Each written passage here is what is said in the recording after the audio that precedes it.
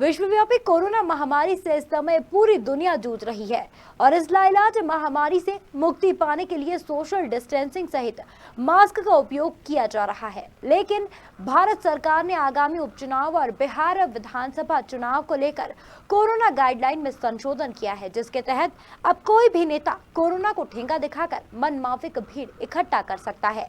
पेश है एक रिपोर्ट। कोरोना काल में मोदी सरकार का ये कैसा फैसला।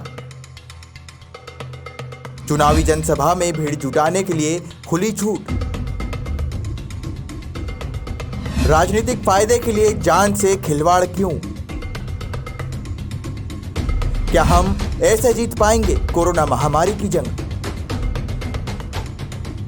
दुनिया का सबसे बड़ा लोकतांत्रिक देश भारत, जहां मतदाता अपने मनपसंद के जनप्रतिनिधियों को चुनकर सत्ता की कुर्सी पर काबिज करता है ताकि वो आम जनता की रक्षा और देश के विकास के रास्ते पर लेकर जाए।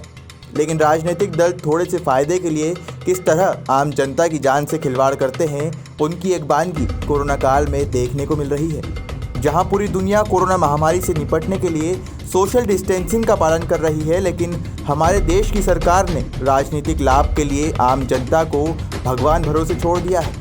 दरअसल केंद्र सरकार ने हाल ही में चुनावी जनसभा की उस गाइडलाइन में संशोधन किया है जिसमें पहले 100 लोगों से ज़्यादा की अनुमति नहीं थी, लेकिन अब जारी नई गाइडलाइन में यह बंदिश पूरी तरह से खत्म कर दी गई है।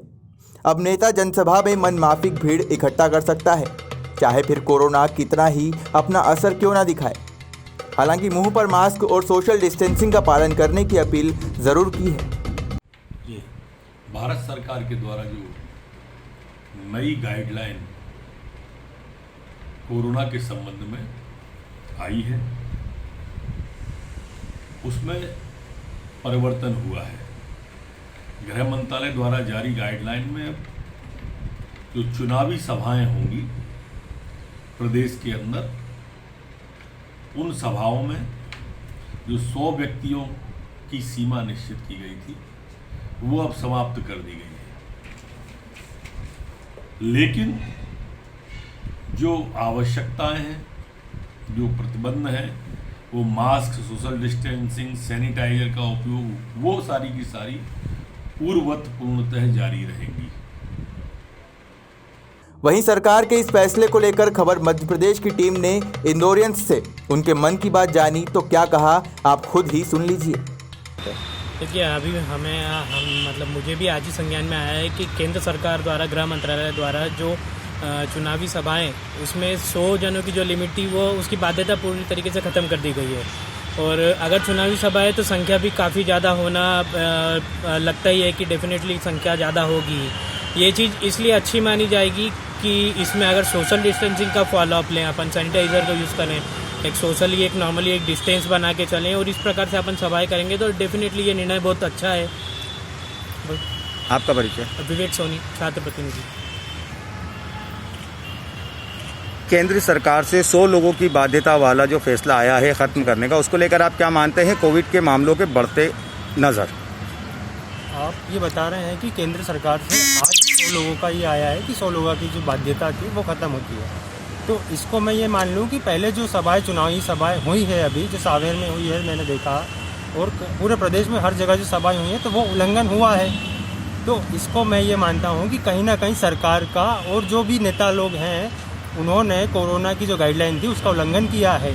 और आज चूँकि ये गाइडलाइन समाप्त हुई है कि 100 लोग नहीं रहेंगे, तो इसका मतलब ये है कि पहले तो सब कोरोना फैला दिया है और अब उसी को बटोर रहे हैं, और आगे भी आपको ये मालूम है कि हम 1000 लोग इकट्ठा होंगे, कई हज़ारों लोग इकट्ठा होंगे, इसलिए आप लोगों ने वो भी उसको जो 100 लोगों की गाइडलाइन थी उसको भी हटा दिया है।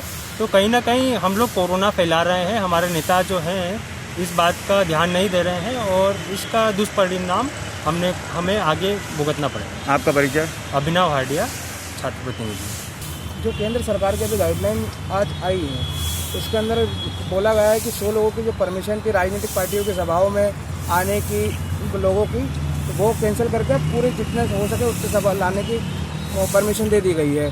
तो अब मेरा सवाल ये है, मेरा कहना ये है कि जो भी राजनीतिक पार्टी की सभा हो, उस सभा की जिम्मेदारी या उस सभा में कुछ होता है या सोशल डिस्टेंसिंग में पालन नहीं होता है या कोई मास्क लगा के नहीं आता, उस सभा की जिम्मेदारी उस राजनीतिक पार्टी की, जिस राजनीतिक पार्टी की वो सभा है, इसकी होना चाहिए। और बाकी उससे कुछ होता है या आगे कोरोना विस्फोट होता है या कुछ होता है तो वो उस पार्टी की जिम्मेदारी रहेगी। उस कोरोना विस्फोट में उस घटना की जिम्मेदारी उस पार्टी की होगी, तो कोई भी पार्टी हो। आपका परिचय? आयुष वर्मा, छात्र प्रतिनिधि। 100 लोगों की बाध्यता केंद्र सरकार ने समाप्त की है, क्या कहना है आपका, इसके परिणाम क्या आएंगे?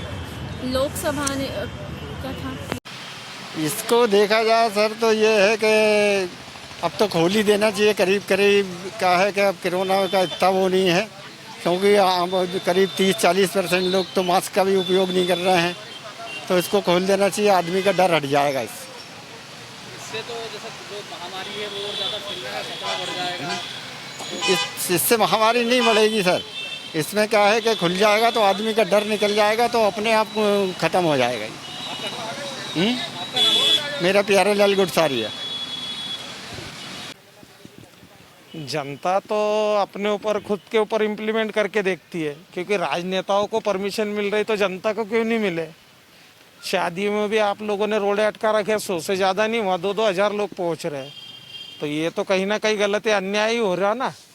अब बीमारी कितनी सही है कितनी गलत है इसके बारे में आप क्या बोल सकते हैं, नेता लोग भी नहीं बोल सकते, कोई भी नहीं बोल सकता। तो परमिशन तो उनको भी उसी हिसाब से चाहिए जितने शादी ब्याह के लिए दे रखी है कि 100 लोग तो 100 लोग ही होना चाहिए, वो भी सोशल डिस्टेंसिंग का पालन करे। आम पब्लिक भी पालन कर ही रही है और ज़्यादा कर रही है नेता लोगों से ज़्यादा। बस। आपका पूरा नाम बताइए? रविंद्र कुलांगे। ये फैसला तो वैसे सरकार का गलत है, नेताओं का गलत है, क्योंकि देखा जाए तो अभी कुछ समय पहले ही अपने इंदौर के जितने भी व्यापारी संगठन थे उन्होंने आपस में मिलकर ये निर्णय लिया था कि सैटरडे हम जो दुकानें हैं 6 बजे तक बंद कर देंगे और संडे को लॉकडाउन हम हमारी स्वेच्छा से रखेंगे। गवर्नमेंट अगर रखना चाहती है तो ये उनका निर्णय, लेकिन हम अपने स्वयं इस निर्णय को लेना चाहते हैं कि इस चीज़ को बंद रखा जाए। जैसे सैटरडे संडे को जो ज़्यादा भीड़ होती है वो कम हो, सोशल डिस्टेंसिंग का पालन हो, जिससे ये जो वायरस है कोरोना वायरस ये थोड़ा कम मात्रा में फैले।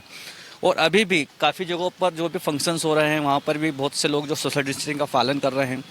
जो दुकानें हैं, दुकानों के आगे उन्होंने एक रोप लगा रखी है जिससे कि व्यक्ति ज़्यादा संपर्क में ना आ पाए।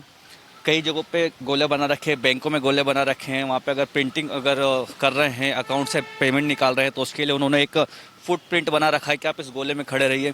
अगर हर जगहों पर सोशल डिस्टेंसिंग का पालन जनता अपनी अवेयरनेस के कारण कर रही है, उसको अपने जीवन का एक दिनचर्या में उन्होंने शामिल कर लिया है, तो इस बात को नेताओं को भी समझना चाहिए, क्योंकि नेता जो है वो प्रतिनिधित्व करते हैं जनता का।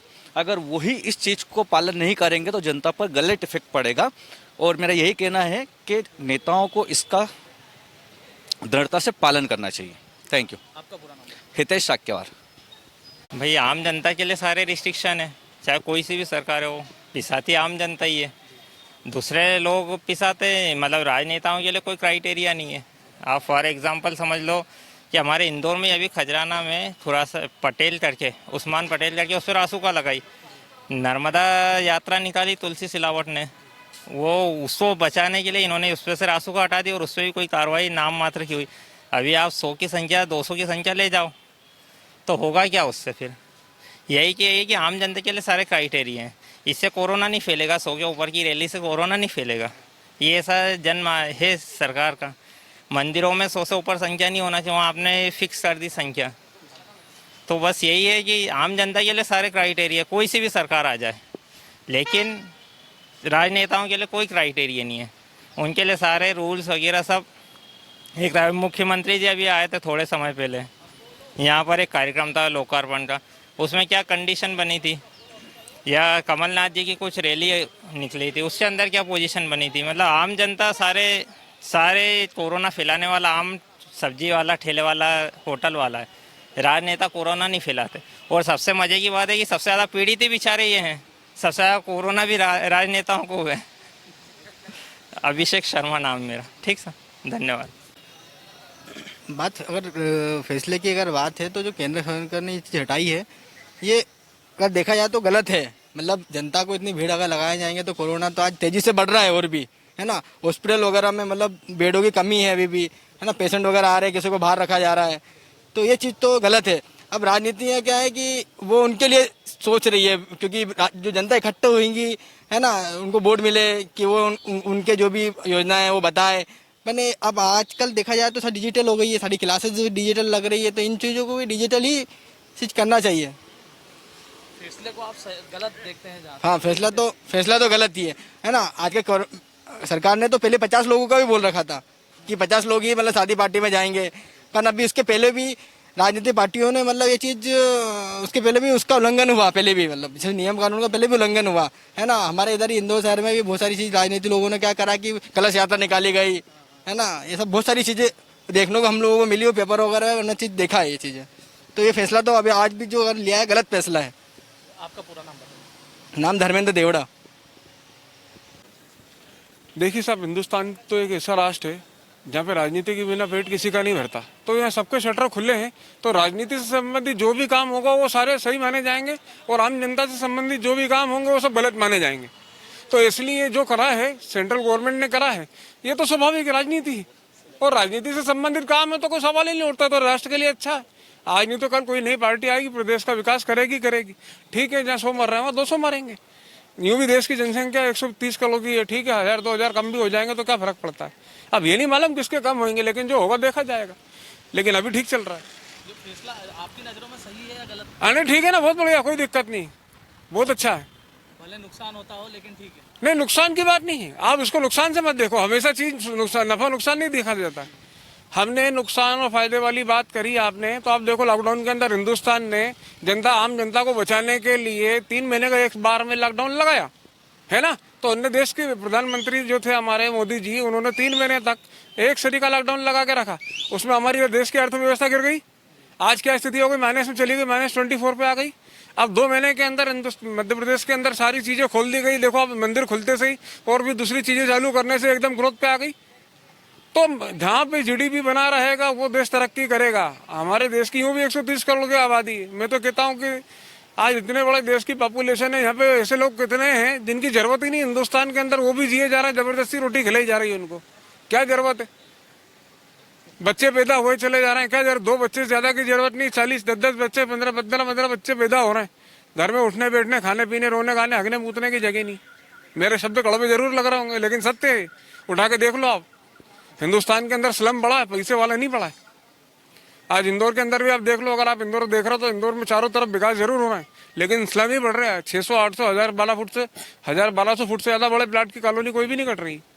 तो देखा आपने किस तरह सरकार के फैसले का विरोध किया जा रहा है और देश की जनता विरोध के अलावा कर भी क्या सकती है, क्योंकि जिस चुनावी गाइडलाइन में संशोधन कर खुलेआम भीड़ लगाने की अनुमति दी गई वो किसी एक पार्टी के लिए तो है नहीं। इसलिए विपक्षी दल भी मन ही मन खुश नजर आ रहे हैं। ऐसे में अब आम जनता को कोरोना से स्वयं अपनी रक्षा करनी होगी। ब्यूरो रिपोर्ट, खबर मध्य प्रदेश।